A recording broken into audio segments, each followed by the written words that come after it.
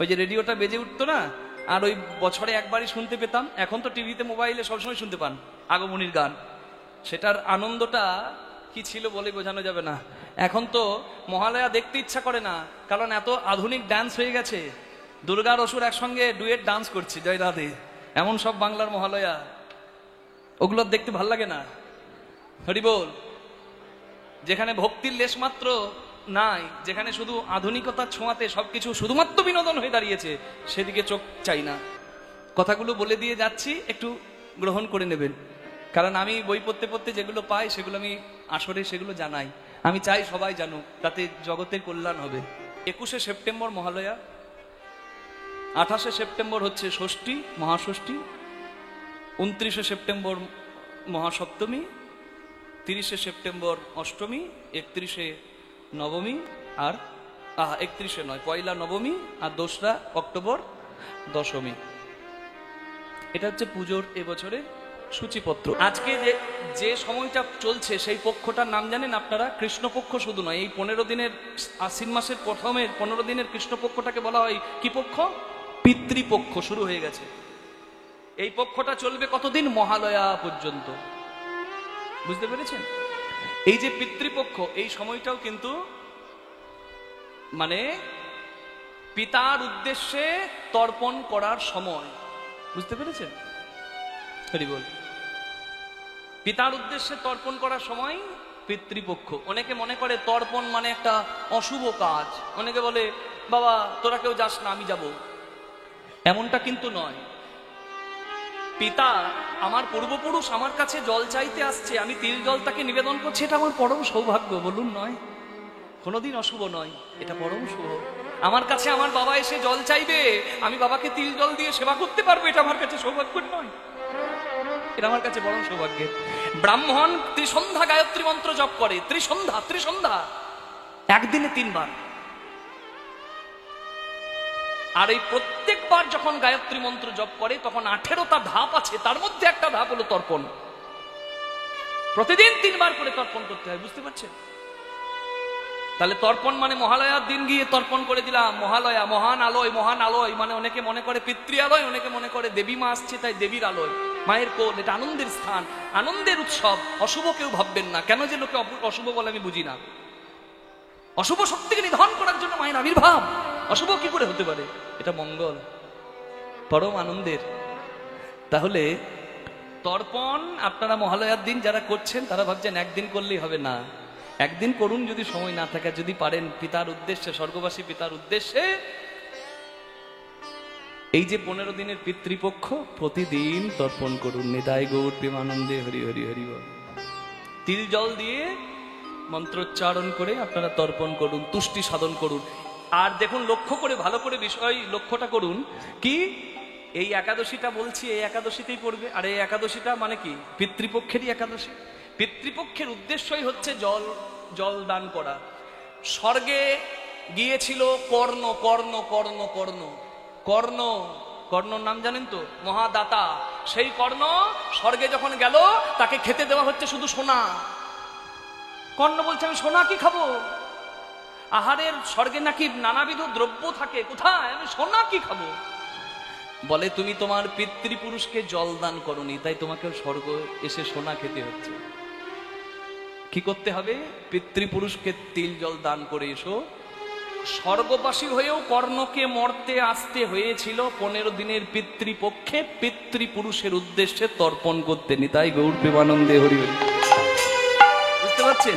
আর এই পিতৃপক্ষের মধ্যেই হলো এই ইন্দিরা একাদশী। পিতৃপক্ষের উদ্দেশ্য হচ্ছে তর্পণ, আর ইন্দিরা একাদশীর উদ্দেশ্য হলো তর্পণ। তাহলে যদি আপনারা মহালয়ার দিন করেন, 15 দিন না পারেন, অন্তত ইন্দিরা একাদশীটার দিন একটু উপবাস করে হরিস্মরণ করুন, তাহলেও কিন্তু এই তর্পণের লাভ হবে। আপনার পিতৃপুরুষের কল্যাণ সাধন হবে এবং আপনার পরবর্তী প্রজন্মেরও কল্যাণ সাধন হবে। ইন্দ্রসেন রাজা, তারও মৃত্যুর পর হরিচরণ লাভ হয়েছিল। তাই কিছু করলে কিছু পাওয়া যায়, আপনারা করবেন। তুলসী গাছ পাতা তুলতে নাই তো কি হয়েছে? তুলসী গাছে জল দিতে পারেন, তুলসী বৃক্ষ রোপণও করতে পারেন একাদশীর দিন। হরি বল হরি বল। আপনাদের হরি চরণ লাভ হোক, কৃষ্ণ পদে মতি হোক, এইটুকু প্রার্থনা জানায়। নিতাই গৌর প্রেমানন্দে হরি হরি বল। এই বছর মা আসছে হাতির ওপরে, গজবাহনে আসছে। তার মানে কি? হ্যাঁ, এবছর খুব শুভ। এই বছর মায়ের আগমন তো এমনিতে শুভ, কিন্তু এই বছর আরো ফলপ্রদ, আরো আনন্দের। হরি বল হরি বল। আর দোলাই বাহনে ফিরে যাবে, হাতি বাহনে আসছে, এটা খুব আনন্দের, এটা খুব শুভ, মনে রাখবেন। তাই খুব যত্ন সহকারে এবারে পূজাটাতে মায়ের আরাধনা করবেন। মাতৃশক্তির আরাধনা স্বয়ং রাধারানী করে স্বামীর চৈতন্য দিচ্ছে, তাহলে আমরা করব না? হ্যাঁ, আমরা তো বৈষ্ণব পথে চলি, আমরা করতে পারি। মহালয়ায় তর্পণের মাধ্যমে শুরু হয়ে যায়।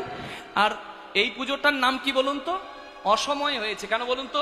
শয়ন একাদশীতে হরি শয়নে গেছে, আর পার্শ্ব একাদশীতে, এই দেখলেন দুদিন আগে, পার্শ্ব একাদশীতে শয়ন মানে হরি পাশ ফিরেছে, আর উত্থান একাদশীতে ভগবান উঠবে।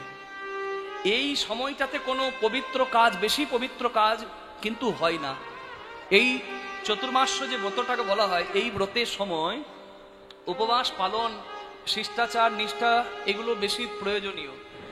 কিন্তু অনেক হিন্দুদের কাজ এই সময় বন্ধ থাকে, পবিত্র কাজ। কিন্তু এই অসময়ে যে মা দুর্গাকে স্মরণ করা হয়েছে, তার জন্য কিন্তু এই দুর্গা পুজোটার নাম অকাল বোধন হয়েছে। নিতাই গৌর হরি হরি হরি বল। অসময়ে স্মরণ কে করেছিল? শয়ন। কে করেছিল স্মরণ? শ্রীরামচন্দ্র। মা বসে পড়ুন। অসময়ে স্মরণ করেছিল কে? শ্রীরামচন্দ্র। রাবণের ঘরে বাঁধা থাকে চণ্ডী, চণ্ডীর কৃপা না পেলে রাবণ উদ্ধার হবে না। রাম জানতে পেরেছে, জানিয়েছে কে? জাম্ববান। হরি বল। জাম্ববান বলছে, জাম্ববান তো খুব গুরুজন, আস্তে। জাম্ববান বলছে যে স্বয়ং ব্রহ্মাদেব রাবণের ঘরে চণ্ডী পাঠ করে, ওই চণ্ডী পাঠ যদি ভুল করানো যায় তাহলে কিন্তু, হ্যাঁ, ওই চণ্ডীপাঠ যদি ভুল করানো যায় তাহলে কিন্তু রাবণ উদ্ধার হয়ে যাবে। ওই জন্য চণ্ডীপাঠ ভুল করতে নাই, চণ্ডীপাঠ যে কোনো সময় করতেও নাই। কি হরি বল? স্টপ করতে পারেন, কিন্তু অ্যাজ ইট ইজ চণ্ডীপাঠ করতে গেলে আপনাকে সময় এবং শিষ্টাচার মানতে হবে। হরি বল। খুব মন দিয়ে শুনবেন মা। এখন ব্রহ্মা করছে চণ্ডীপাঠ, ভুল হবার নয়। পবন পুত্র বীর হনুমান একটা মাছি রূপ ধরে গিয়ে যখন চণ্ডীপাঠ বই দেখে দেখে পড়ছে ব্রহ্মা রাবণের ঘরে, তখন মাছি হয়ে গিয়ে একটা মন্ত্রের ওপর বসে পড়েছে। ওই মন্ত্রটা বলতে ভুলে গেছে, অক্ষরটা বাদ চলে গেছে, চণ্ডী ভুল হয়ে গেছে। মা চণ্ডী এটাই চাইছিল যে রাবণকে ছেড়ে একবার রামের কাছে যায়। রাবণের তো সব ভালো, দশগ্রীব 10 মাথার বুদ্ধি, রামের 1 মাথার বুদ্ধি। রাবণ লঙ্কাধীশ, রাম অযোধ্যার রাজকুমার হলে কি হবে? সে তো বনবাসী। একটা অপরাধেই রাবণ শেষ হয়ে গেল, সেটা কি? নারীর প্রতি আসক্তি। পরের স্ত্রীকে হরণ করে রাবণ, আর পরের স্ত্রীকে দেখলে প্রণাম করে রাম। এইখানেই পার্থক্য। জয় Radhe. Money loss, something loss, body loss, something loss, but character loss is equal to everything loss. মা চণ্ডী চলে গেল, রাবণ ব্রহ্মাকে বলছে তুমি ভুল করলে কেন? রাবণের ভয়ে সবাই কাঁপতো, এত শক্তিশালী। ব্রহ্মা বলে আমি কি করবো, এত চালাকি করে আমাকে ভুল বলালো। ব্যাস, চণ্ডী চলে গেছে। জয় নিতাই গৌর হরি হরি বল।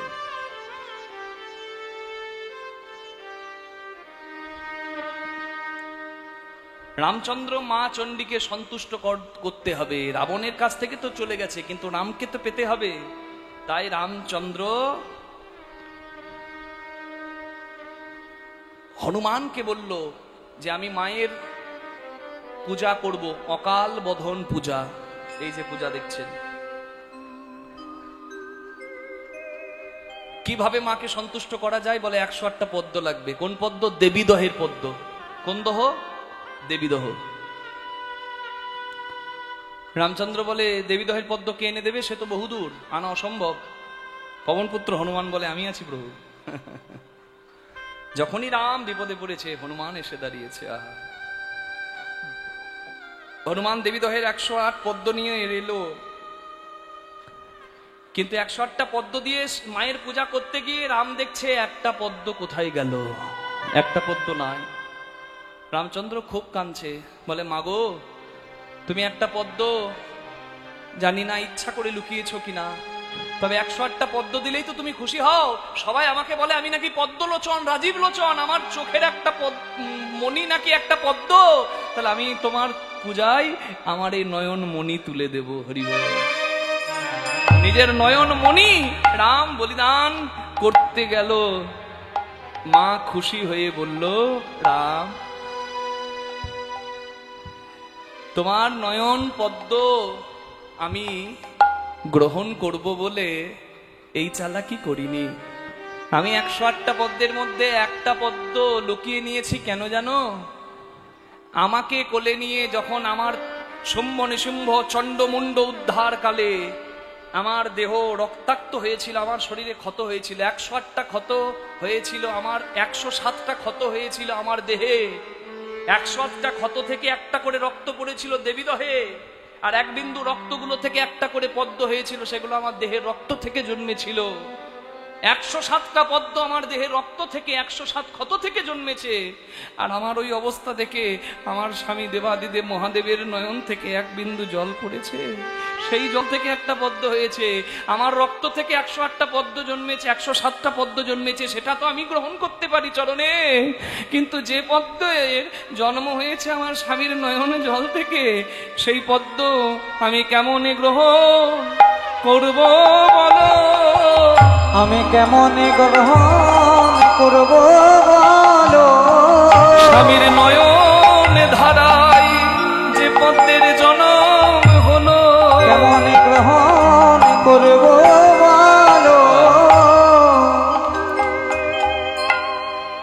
রামচন্দ্রের কৃপা পেল, আর রামচন্দ্রের যজ্ঞ, রাবণ নিধনের যজ্ঞের পুরোহিত স্বয়ং রাবণ হয়ে এলো।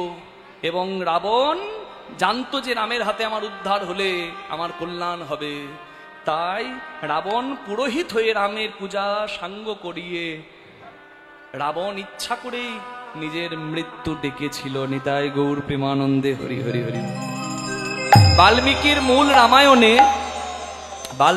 মূল রামায়ণে অকাল বোধনের কথা নেই, তবে কৃত্তিবাসী রামায়ণে এবং অন্যান্য রামায়ণগুলোতে আমরা পেয়ে থাকি। তবে বাল্মীকির মূল রামায়ণে কিন্তু অকাল বোধনের কথা নেই। কৃত্তিবাসী রামায়ণ যেহেতু বাংলায় লেখা, তাই বাংলায় কিন্তু এই দুর্গাপূজা, অকাল বোধন দুর্গাপূজা, এই পূজাটার বাংলাতেই কিন্তু প্রচার সব থেকে বেশি। আর প্রকৃত বাসন্তী পূজা যেটা, সেটাই কিন্তু দুর্গাপুজোর যথার্থ সময়। হ্যাঁ, সুরত রাজার দুর্গাপূজা। আর এটা রাম অকালে মাকে ডেকেছিল রাবণ বধের জন্য, তাই এটাকে বলা হয় অকাল বোধন। মনে রাখবেন, সপ্তমীতে অধিবাস হবে, ষষ্ঠীতে, সপ্তমীতে হবে শুভারম্ভ। কিরকম? ওই যে কলা বউ আসবে আর নবপত্রিকা স্থাপন হবে। কলা বউকে গণেশের পাশে দেখে অনেকে ভাবে ওটা গণেশের বউ, না, ওটা হলো মা দুর্গাই। নবপত্রিকা মানে মা দুর্গা 9টি রূপে জগতে বিরাজ করছে, সেখান থেকে এনে মাকে একসঙ্গে রেখে আবাহন করা, মাকে ডাকা। ইয়াগচ্ছ ইয়াগচ্ছ ইহতুষ্ট ত্রাধিষ্ঠানাং কুরু মম পূজা গৃহাণাং স্থাং স্তিংসু ত্রাবব। ব্রাহ্মণ যখন মন্ত্র বলে, আবাহন করে, ইয়াগচ্ছ বলে যাকে আহ্বান করা হয়, গচ্ছ গচ্ছ বলে তাকে বিসর্জন করা হয়। তাই দুর্গাপুজোর বিসর্জনে একটু মার্জিত ভাব রাখলে বোধহয় বেশি ভালো হয়। ওই মদ মাংস খেয়ে ঢিপ ঢিপ করে বক্স বাজিয়ে মাকে বিদায় জানানোটা সভ্য নয়। চোখের জল ফেলে বিদায় জানাবেন, তবেই যথার্থ বিদায় হবে। তাহলে ষষ্ঠীতে অধিবাস, সপ্তমীতে কলা বউ স্থাপন, অষ্টমীতে সন্ধি পূজা, অষ্টমী, এই অষ্টমীর এবং নবমীতে বলিদান হয়। মা কখনো সন্তানের রক্ত গ্রহণ করে না, যদিও শাস্ত্রে বলির কথা আছে, তবে চৈতন্যের কৃপায় যারা চৈতন্য পেয়েছি তারা জানি যে নিজের আত্ম বলিদান করাটাই আসল বলিদানের অর্থ হয়। বল, ভগবানের তো কোনো অভাব নাই মা, কেন বলুন তো? ভগবান নামটার মানেই হচ্ছে যার সব আছে সেই হলো ভগবান। যার বল আছে সে বলবান, যার বুদ্ধি আছে সে বুদ্ধিমান, যার শক্তি আছে সে শক্তিমান, আর যার ভগ আছে সে ভগবান। ভগ মানে কি? ঐশ্বর্য সমগ্রশ্চ বীর্য যশ মাধুর্য স্ত্রিয় জ্ঞান বৈরাগ্যশ্চৈব সন্ন্যাং ভগ ইতিঙ্গনা। ঐশ্বর্য, মাধুর্য, শ্রী, জ্ঞান, যশ, বৈরাগ্য, এই 6টি গুণ, যার এই 6টি গুণকে ভগ বলা হয়। এই 6টি গুণ যার মধ্যে আছে, জানিবে সেই জন ভগবান নিশ্চয়। হরি বল, জয় রাধে। একটু কথার সময় রিভাবটা একটু কমানো যাবে নাকি? এই 6টি গুণ যার মধ্যে আছে, জানবেন সেই জন ভগবান। কি কি? ঐশ্বর্য, মাধুর্য, শ্রী, জ্ঞান, যশ, বৈরাগ্য। যার সব আছে সে ভগবান। তাহলে যার সব আছে মা, সেও কেন সোনার সিংহাসনে দ্বারকা সোনার নগরে বসে বসে কাঁদে? হ্যাঁ, কেন কাঁদে? ভগবানের সব থাকলেও ভক্তিতে আমার ভগবান কাঙ্গাল। ভক্তি রসে রসাশ্রিতা ভক্তি মহারানী ব্রজেশ্বরী শ্রী রাধারানী কৃষ্ণকে হারিয়ে যে আজও কাঁদে। কৃষ্ণ মথুরায় গেছে, মথুরা থেকে দ্বারকায় গেছে, কিন্তু রাধার অন্তরে কৃষ্ণের জন্য প্রেম বিন্দু মাত্র কমেনি, বরং প্রতিদিন বিরহে আরো প্রেম বেড়েছে।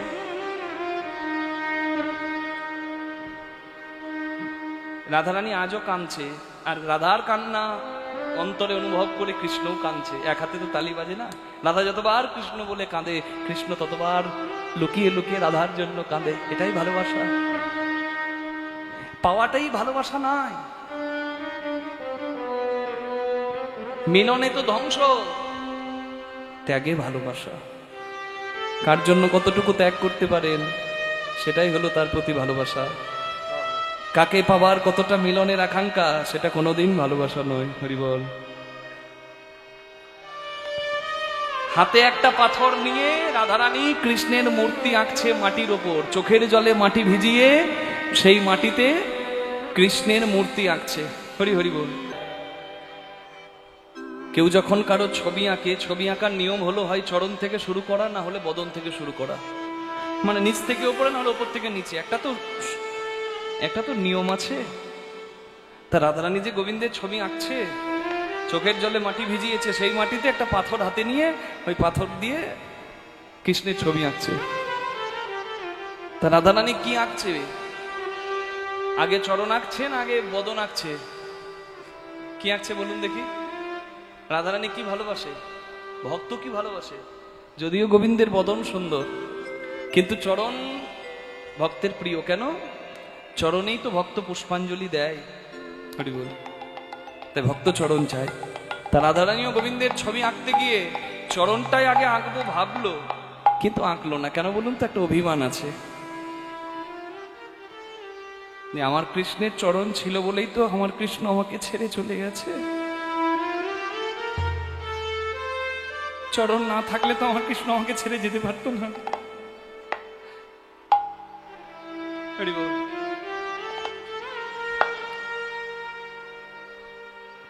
তাই চরণ না এঁকে কোমর থেকে আঁকছে। আঁকিয়া সে পটি পড়াইল ধটি, কত না যতন করে। আমার আঁকিয়া সে কোটি পড়াইল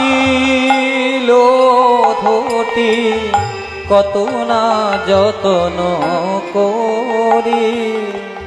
এবারে নাভি সরোবর আঁকিল তার পর, নাভি সরোবর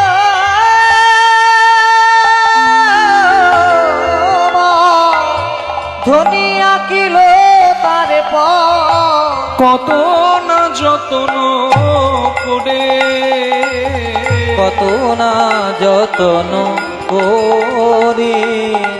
কিবা নাভি সরোবর আঁকিল তার পর, কত না যতন করি।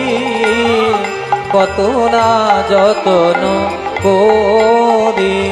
কত যতন করে আঁকিল ধ্বনি, কত যতন করে আঁকিল ধ্বনি। তার প্রাণের ধন সে নীলমণি। কত যতন করে আঁকিল ধ্বনি, তার প্রাণের ধন সে নীলমণি। কত যতন করে আঁকিল ধ্বনি, কত না যতন করি। প্রথমে কোমর আঁকলো, তারপর নাভি আঁকলো, বুঝতে পারছেন নিচ থেকে ছবিটা উপরের দিকে যাচ্ছে। তারপর হৃদয়, তারপর গোবিন্দের দুটি হাত, বাহু দুটি ছলো ছলো আখি মুরলি দিল সে দুনিয়া বাহু দুটি আঁখি ছলো ছলো আঁখি মুরলি দিল সে করে। বলে একবার তেমন করে বাজাও বাঁশি, তেমন করে বাজাও বাঁশি। ওহে বৃন্দাবনে রাখাল শশী, তেমন করে বাজাও বাঁশি। ওহে বৃন্দাবনে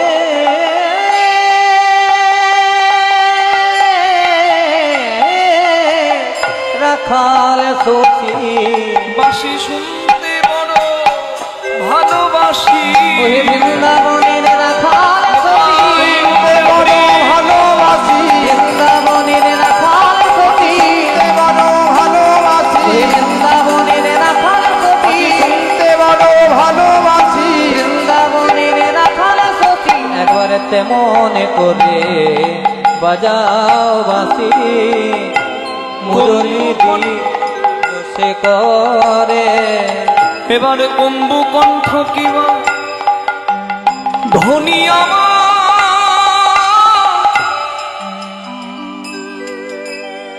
দিল কত অপরূপ শোভা। কম্বু কণ্ঠ কিবা যত্ন করে আঁকছে, ধ্বনি অপরূপ শোভা। ধ্বনি বদন আঁকিলা পরে, বদন আঁকিল পরে। শ্যামে বদন আঁকিয়া মুখে মুখ দিয়া তার শনে কহে কথা। ওমা সমাকা হয়ে গেছে গো কৃষ্ণের ছবি আঁকতে। কোমর এঁকেছে, নাভি এঁকেছে, বুক এঁকেছে, হাত এঁকেছে, বাঁশি এঁকেছে, কণ্ঠ এঁকেছে, শেষে বদন এঁকেছে। আর বদনটা এঁকে দেখাচ্ছে, ললিতা বিশাখা আমার কাছে আয় সই, তোরা দেখ তো আমি তো অনেকদিন বধুর বদন দেখি নাই, আমি মুখটা ভুলে যাইনি তো। বল বলে কি আমার সেই মুখ রে, এই কি আমার সেই মুখ রে, যে রূপের লাগি সবই হারা। এই কি আমার সেই মুখ রে, যে মুখের লাগি সব হারাইলাম। আমার জাতি কুলমান জীবনে যৌবন, আমার যা ছিল সবই গেল, কুল জীবনে যৌবন, আমার যা ছিল সবই গেল, কুল জীবনে যৌবন। আমার যা ছিল সবই গেল। এই কি আমার সেই মুখ রে, কম্বু কণ্ঠ কিবা অপরূপ শোভা। বদন আঁকিলা পড়ে গো, বদন আঁকিল পরে।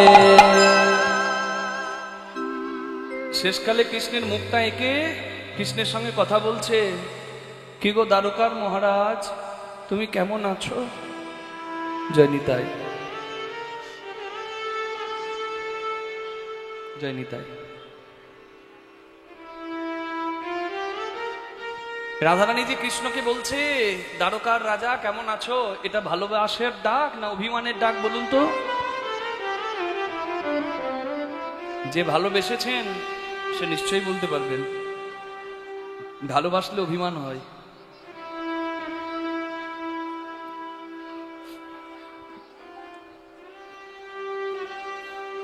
আপনাদের গ্রামের এই সন্তোষা গ্রামের একটি ছেলে একটি মেয়েকে খুব ভালোবাসে, মেয়েটিও ছেলেটিকে খুব ভালোবাসে। ছেলেটি ছোটকাল থেকে মেয়েটাকে ভালোবাসে, কিন্তু একটা সময়ে ছেলেটার কার্যসূত্রে কলকাতা গেল। কলকাতায় গিয়ে বহু বছর পার করে দিল। এবার রাজনীতিতে যোগদান করে কলকাতার মিনিস্টার হয়ে গেছে, বুঝলেন, মন্ত্রী হয়ে গেছে। এতটাই ব্যস্ত, গ্রামের মেয়েটার কথার সেইভাবে সময়ে সময়ে তা মনেও পড়ে না। ভালোবাসে কিন্তু ব্যস্ত হয়ে গেছে, তো যা হয়। গ্রামের মেয়েটা কিন্তু প্রতিদিন তার জন্য কাঁদে। 12 বছর পেরিয়ে গেল, ছেলেটাও বিয়ে করেনি, মেয়েটাও বিয়ে করেনি।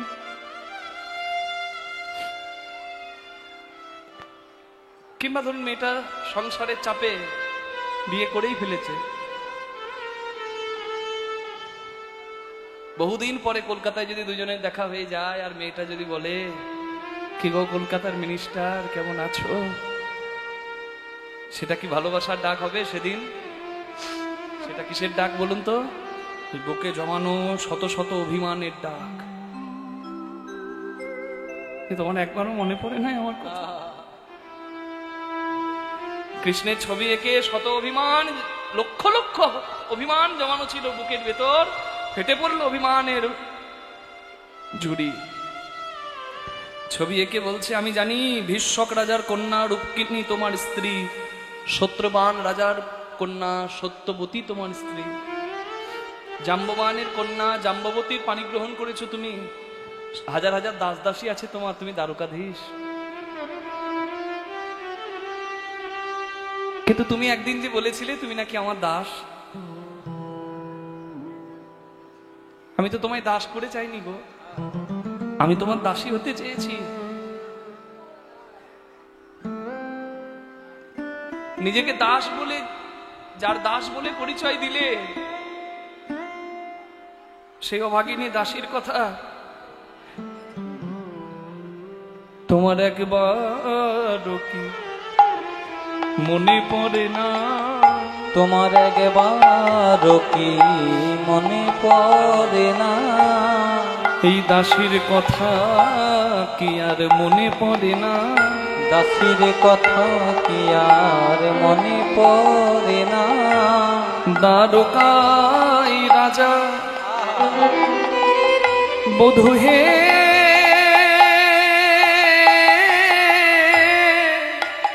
তুমি হয়েছ বলে, দাসীর কথা কি আর মনে পড়ে না? দাস যদুনাথ ও গো প্রাণনাথ, দাসী যদুনাথ ও গো প্রাণনাথ, আসিয়া দেখো হে আসিয়া দেখো হে হে থা, দেখে যাও হে, দেখে যাও হে, একবার এসে দেখে যাও হে, বধূ একবার এসে দেখে যাও হে, তোমার অভাগী কি যে দশা, একবার এসে দেখে যাও হে, তোমার অভাগিনী কি যে দশা, আমারে বলতে পরাণ ফেটে যায় হে, অভাগিনীর কি যে গাই গৌর হরি বল, ফেটে যাই ঘে, অভাগিনীর কি যে দশা, আর বলতে পরাণে ফেটে যাই ঘে, অভাগিনীর কি যে দশা, বলতে পরাণে ফেটে যাই ঘে, একবার এসে দেখে যাও হে, বধূ আসিয়া দেখো হে হে থা। ভক্ত যদি কায় মনে কোনো বাঞ্ছা করে, ভগবানের সাধ্য নাই সেই বাঞ্ছা নাহি পুরে। ভগবান মনে মনে করলেন,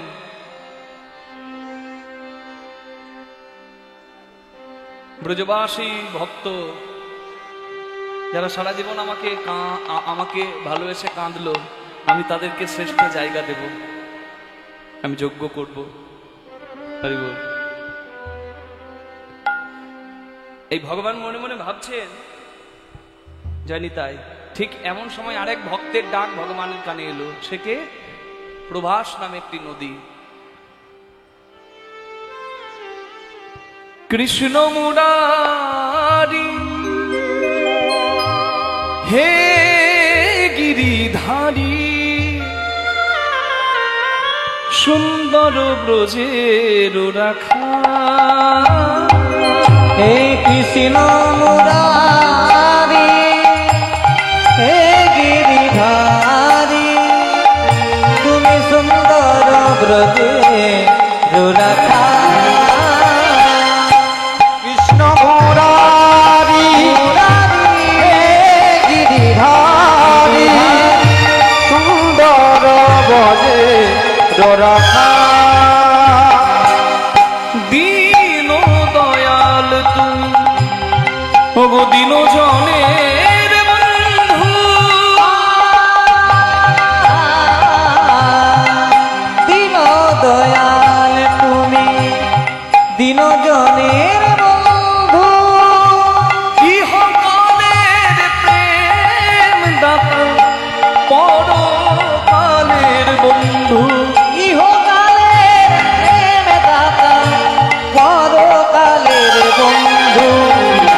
কৃষ্ণ মুরারি হে গিরিধারী তুমি সুন্দর ব্রজের রাখা। মনাক কৃষ্ণ মনর সর্বভূত নারিষ্টং নরধাধিপত্যম নয়োগ সিদ্ধি অপরাধ পাদরজত প্রপন্যা তমেশ মাতা তদ্রোপণ্যে তমোজনি ক্রোধবশতরি সংসার সারে ভ্রমকা শরীর যদিত্যবশতীর্ম ভব সমার্থ নমোস্তুভ্যং ভূতায় ভূতমশায় পরায় পরমাত্মনে নমো কৃষ্ণায় রামায় বসুদেব সুতায় চ প্রদ্যুম্নায় নিরুদ্ধায় সর্বকাম্যপতয়ে নমঃ। বিপদে না পড়লে কেউ ভগবানকে ডাকে না। ভগবান দ্বারকাধীশ, ভগবানের জন্য ব্রজবাসীরা তো কাঁদে, আর ভগবানের জন্য ওই দ্বারকায় একটি নদী বয়ে যাচ্ছে যার নাম প্রভাস নদী, সেই প্রভাস নদীও কাঁদে। কেন? প্রভাস নদীর তীরে বাস করত সুতপা মুনি, মুনিপত্নী সুরুচি এবং তাদের একমাত্র সন্তান চিত্রাঙ্গদা। জন্মদিনের দিনেই চিত্রাঙ্গদা ওই প্রভাস নদীর জলে ডুবে মারা যায়। মুনি অভিশাপ দেয় প্রভাস নদীকে যে আমার সন্তানকে কেড়ে নিয়ে বুকে আগুন তুই আমার দিলি, আমিও তোর জলে আগুন দিলাম। তুই পতিত হয়ে থাকবি, নরক কুণ্ড হয়ে থাকবি। কুকুরে তোর নিরে মূত্র যে তজিবে, কোন নর তব বাড়ি স্পর্শ না করিবে। যে প্রভাস তীর্থ ছিল ধন্য ধন্য, সেই প্রভাস তীর্থ হয়ে গেল পতিত মুনির অভিশাপে। কিন্তু প্রভাস নদী যখন মুনির কাছে ক্ষমা চায়, বলে আপনার সন্তান যদি আমার জলে ডুবে মারা যায় আমার তো দোষ নাই, আপনি অপরাধ গ্রহণ করবেন না, আপনি অভিশাপ ফিরিয়ে নিন। সুতপা মুনি বললেন অভিশাপ ফিরিয়ে নেওয়া যায় না, তবে আমি তোকে আশীর্বাদ করছি, কৃষ্ণ ভগবান যেদিন প্রভাস যজ্ঞ করবে সেদিন যজ্ঞের শেষ ভস্য যখন তোর জলে এসে পড়বে, ভক্ত ভগবানের যুগল হবে, তোর সেদিন সব জ্বালা দূর হবে। নিতাই গৌর হরিবল হরিবল। প্রভাস নদীর জ্বালা করিতে দূর, ভক্তগণের বাঞ্ছা করিতে পূরণ, ভগবান স্থির করলেন যজ্ঞ করবেন। আর মেঘনা চাইতেই জল, ভগবানের কাছে একজন এসে হাজির হয়ে গেল। হরি বল। বিধির নন্দন আজি ভাবে মনে মনে, বিধির নন্দন আজি ভাবে মনে মনে, কোথায় আছে শুদ্ধ ভক্তি পাইব কেমনে, কোথায় আছে শুদ্ধ ভক্তি পাইব নয়নে, কোথায় আছে শুদ্ধ ভক্তি পাইব কেমনে। মনে চিন্তি দেব ঋষি ঢেকিতে চড়িয়া, মনে চিন্তি দেব ঋষি ঢেকিতে চড়িয়া, মনে চিন্তি দেব ঋষি দেখিতে চড়িয়া, সর্বপথে যাই চলে হরষিত হইয়া, সর্বপথে যাই চলে আনন্দিত হইয়া, সর্বপথে যাই চলে আনন্দিত হইয়া, নানা আনন্দ ধনে না, আনন্দ আর ধরে না, আনন্দ ধনে না, আর ধরে না গো দেবী ঋষি নারদের মনে, আনন্দ আর ধরে না গো দেবী ঋষি নারদের মনে, নারায়ণ নাম গাই বদনে, দেবী ঋষি নারদের মনে, হরিধ্বনি দেই বদনে, দেবী ঋষি নারদের মনে, গোবিন্দে নামে জয় বদনে দেবী ঋষি নারদের মনে, আনন্দ আর ধরে না গো সর্বপথে যাই উড়ে আনন্দিত হইয়া, নিজ দর্প খর্ব হইল নামে ব্রজ ধামে, আমি বজ ধামে, ঢেকি বাহনেতে আসে যা দাস যদুনাথ ভন, যদুনাথ ভনে, স্বর্গ মর্ত পাতাল ত্রিভুবন ঘুরে নারদ বুঝতে পেরেছে বৃন্দাবনের মতো ভক্ত নাই আর ত্রিভুবনে। আর তারা কৃষ্ণ ভালোবাসে আর তাদেরকে কানতে হয় না। আমি এর একটা বিহিত করব। নারদ ত্রিভুবন ঘুরে ভগবানের কাছে এসে দেখছি অবাক কাণ্ড, জগৎ কাঁদে যার জন্য সে কাঁদে কার জন্য? প্রভু তোমার চোখে জল, হে দ্বারকাধীশ কৃষ্ণ ভগবান।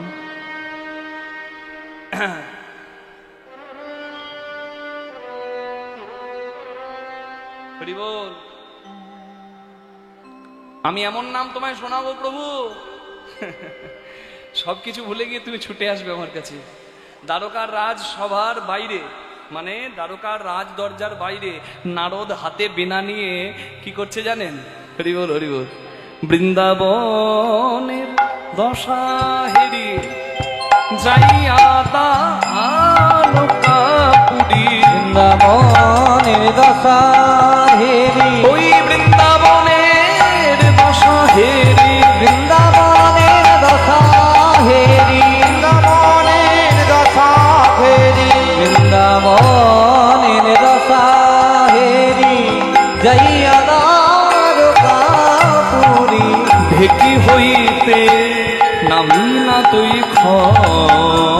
আহা কি মরি মরি দেখি হইতে নামিল তুই ক্ষণে, দেখে বসে যে আছে গো সিংহাসনে, কৃষ্ণ বসে যে আছে গো সিংহাসনে, কৃষ্ণ বসে যে পাত্র মিত্র সঙ্গে লয়ে, কৃষ্ণ বসে যে পাত্র মিত্র সঙ্গে লয়ে, কৃষ্ণ বসে যে আছে গো সিংহাসনে, কৃষ্ণ কৃষ্ণ বসে যে আছে গো সিংহাসনে, কৃষ্ণ বসে যে পাত্র মিত্র সঙ্গে লয়ে, কৃষ্ণ বসে যে আছে গো সিংহাসনে, বসে যে আছে গো সিংহাসনে, বসে যে আছে গো ঢেকি হইতে নামিল তুই ক্ষণে।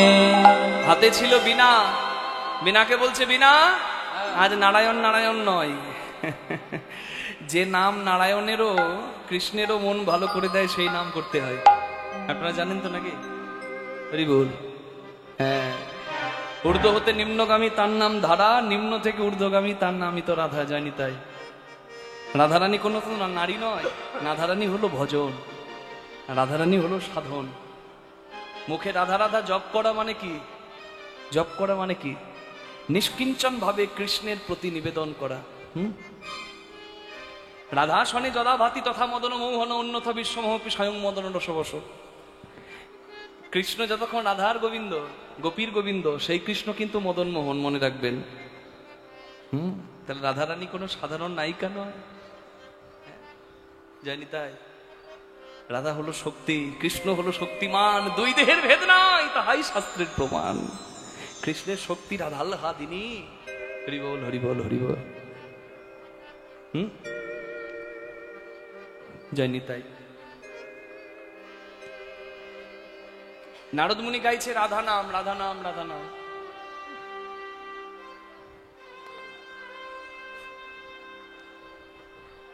জলের ধর্ম গড়িয়ে পড়া, তাই না? প্রকৃতির নিয়ম এটাই। কিন্তু ভজন বা সাধনের নিয়ম কি জানেন? গড়িয়ে পড়া জলকে ধরা। আর পারলে বিপরীত পথে তোলা। গুরুচরণ আশ্রয় করলে এগুলো জানা যায়। হরিবল, এগুলো অন্তর্ঘরের কথা, তত্ত্ব বলা হয় একে।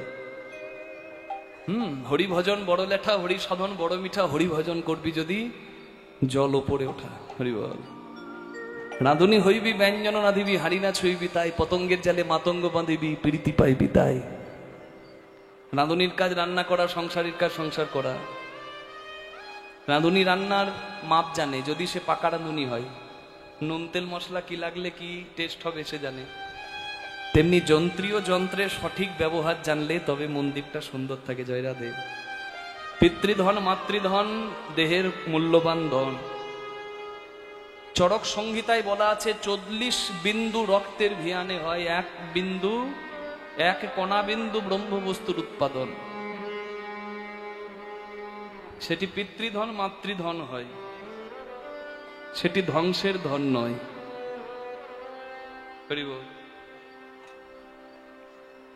তাহলে সংযম আনতে হবে, সংযত হতে হবে, তবে কখনো ভজন পথে সাধন পথে যাওয়া যাবে। এটা হলো মূল কথা। রাধা হলো সেই তত্ত্ব। হরি বল। To succeed in every field you have to be patient. ধৈর্যবান হতে হবে, সংযমী হতে হবে, যে কোনো পথে যান। কালকে বিরাট কোহলি খেলবে বিশ্বকাপ ফাইনাল। বিরাট কোহলি তো সংসারী, সে যদি আগের দিন সংযম হারায়, জয় রাধে, তাহলে যে খেলা খেলতো সে খেলা আর খেলতে পারবে না। জয় রাধে বাবা। তাই তোমাকে সংযত হতে হবে, যন্ত্রের সঠিক ব্যবহার জানতে হবে। সংসার যে করেছে সে তাহলে সংযমী হয়ে থাকলে হবে? ফুল ফল তো রেখে যেতে হবে, যা ভবিষ্যতে গোবিন্দ সেবায় লাগবে। মানে কি, পুত্র কন্যা রাখতে হবে তো।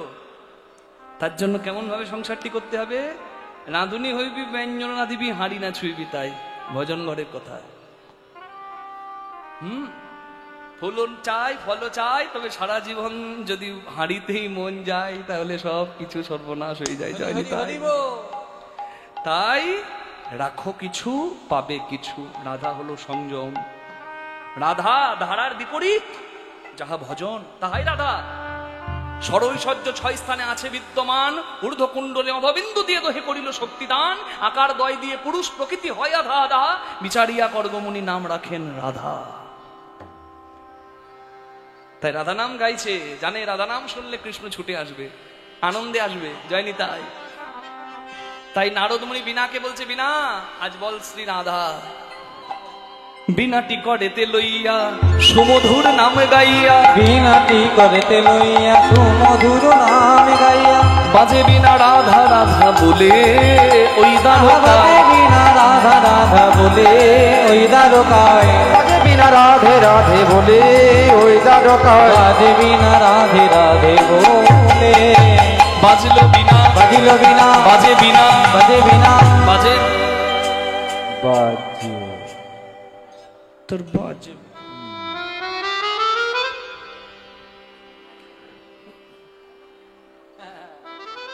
বাবু ভাবছে আমি কি করলাম। না না, আমি বললাম বাজে বিনা। ওর একা নয়, যতজন কীর্তন গাইছে আর শুনছে সবার বাজে বিনা। বাজে কেন বলি না, লোকটা কি বাজে মানে খারাপ। এ বিনাগুলো, দেহ বিনাগুলো খারাপ হয়ে গেছে। কেন কেন বলে, উলুধ্বনি দেয় না যারা তাদের বিনা বাজে বিনা। উলুধ্বনি দেয় না যারা তাদের বিনা বাজে বিনা। উলুধ্বনি দেয় না যারা তাদের বিনা বাজে বিনা। ধ্বনি দেয় না যারা তাদের বিনা বাজে বিনা। আবার হরিধ্বনি দেয় না যারা তাদের বিনাও বাজে বিনা। হরিধ্বনি দেয় না যারা তাদের বিনা বাজে বিনা। হরিধ্বনি দেয় না যারা তাদের বিনা বাজে বিনা। হরি বল, হরি বল, হরি বল, হরি বল, হরি বল। তাহলে হাতে তালি দেওয়া যাবে? দেখি তো হাত তুলে। রাধা কা নাম অনমোল, হো বলো রাধে রাধে। রাধা কা নাম অনমোল, ও বলো রাধে রাধে। রাধা কা নাম অনমোল, ও বলো রাধে রাধে। রাধা কা নাম অনমোল, ও বলো রাধে রাধে।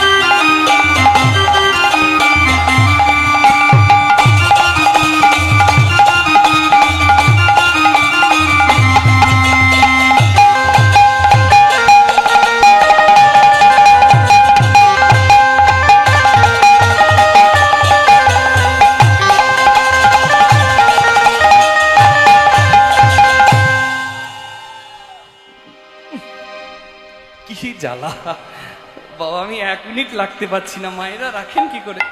এ আমার হবে। गंगा भी बोले राधे, यमुना भी बोले राधे, बोले राधे, यमुना भी बोले राधे, गंगा भी बोले राधे, जमुना भी बोले राधे, गंगा भी बोले राधे, यमुना भी बोले गंगा राधे, भी बोले राधे, यमुना भी बोले राधे। सरयू के शंके, सरयू के धार से आवाज आए राधे राधे, राधा का नाम अनमोल, वो बोलो राधे राधे, राधा का नाम अनमोल, ओ बोलो राधे राधे, राधा का नाम अनमोल, वो बोलो राधे राधे, राधा का नाम अनमोल, ओ बोलो राधे राधे।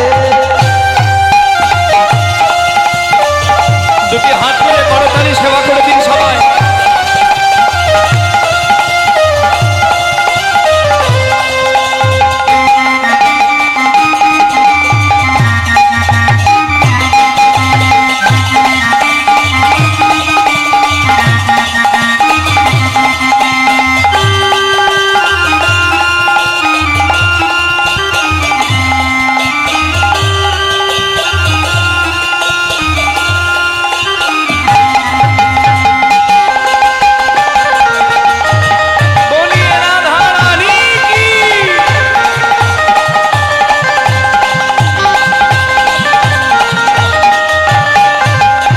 ब्रह्मा भी बोले राधे, विष्णु भी बोले ब्रह्मा भी राधे, बोले राधे, विष्णु भी बोले राधे, ब्रह्मा भी बोले राधे, विष्णु भी बोले राधे, शंकर की डमरू से आवाज बम बम भोले, बोले शिव जी की डमरू से आवाज आए राधे राधे, राधा का नाम अनमोल, वो बोलो राधे राधे, राधा का नाम अनमोल, ओ बोलो राधे राधे, वो बोलो राधे राधे, ओ बोलो राधे राधे, बोलो राधे राधे, ओ बोलो राधे राधे, बोलो राधे राधे। बोलो राधा रानी की, श्याम सुंदर की, वृंदावन धाम की, निज निज गुरु महाराज की।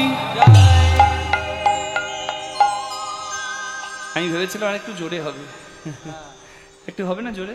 সবাই দেয়নি, সবাই তো দেয়নি, প্রস্তুত ছিল না হয়তো, এবার হোক। বলো রাধা রানী কি, ওদিকে হলো কি, সে কি ওদিকে হলো কি বলে জয়, মানে নামে এমন ডুবেছে কীর্তনিয়া যা বলবে বলু প্রভু তোমার জয়। ওদিকে হলো কি, হবে কি, রাধা নাম শুনে সে আর থাকতে পারে কি? শুনিয়া বিনার গান আকুল হইল প্রাণ, শুনিয়া বিনার গান আকুল হইল প্রাণ, শুনিয়া বিনা কিবা শুনিয়া বিনার গান, শুনিয়া বিনার গান কিবা শুনিয়া বিনার গান কিবা শুনিয়া বিনার গান, শুনিয়া বিনার গান আকুল হইল প্রাণ। চলে কৃষ্ণ রাজ সভা ছাড়ি বাহির দ্বারে, কৃষ্ণ রাজ সভা ছাড়ি বাহির দ্বারে, চলে কৃষ্ণ রাজ শোভা ছাড়ি, কে শোনালো কে শোনালো, কে শোনালো কে শোনালো, মধুমাখা নাম কে শোনালো, মধুমাতা নাম কে শোনালো, কে বা ওই দ্বারকা এলো মধুমাখা নাম কে বলো শোনালো, কে বা এই দ্বারকা এলো, আমায় কে বা রাধা রাধা কে শোনালো, বা এই দ্বারকা এলো, কে বা এই দ্বারকা এলো, কে বা রাধা রাধা বলিল। মধুমাতা নাম কে শোনালো। ওরে বাবা রে, আমার কি ভাগ্য, কি ভাগ্য আমার, তুমি এসেছো অনেক ভাগ্যের ফলে বৈষ্ণব আসিয়া মেলে, অনেক ভাগ্যের ফলে বৈষ্ণব আসিয়া মেলে, গৃহে হয় বৈষ্ণবের সেবন আরে কি গৃহে হয় বৈষ্ণবের সেবন আরে কি বা, ইয়ে হয় বৈষ্ণবের সেবন, না দিয়ে বৈষ্ণব সেবা উদ্ধার পেয়েছে কে নাকি বা, বৈষ্ণবের সেবায় উদ্ধার পেয়েছে কে বা, তার সাক্ষী যুধিষ্ঠির, আরে কি বা তার সাক্ষী যুধিষ্ঠিরাজো। না না হয় না গো, হয় না গো, অল্প ভাগ্যে হয় না গো, অল্প ভাগ্যে হয় না গো, সাধু গুরু বৈষ্ণবের সেবা, অল্প ভাগ্যে হয় না গো, সাধু গুরু বৈষ্ণবের সেবায় অল্প ভাগ্যে হয় না গো।